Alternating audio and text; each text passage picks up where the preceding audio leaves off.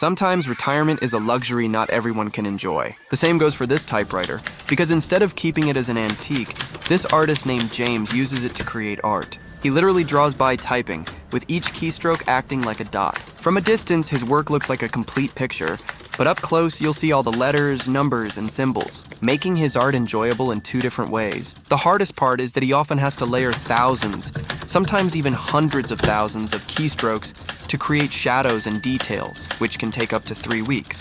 So if you've got a typewriter, skill, and patience, this mission just might be possible for you.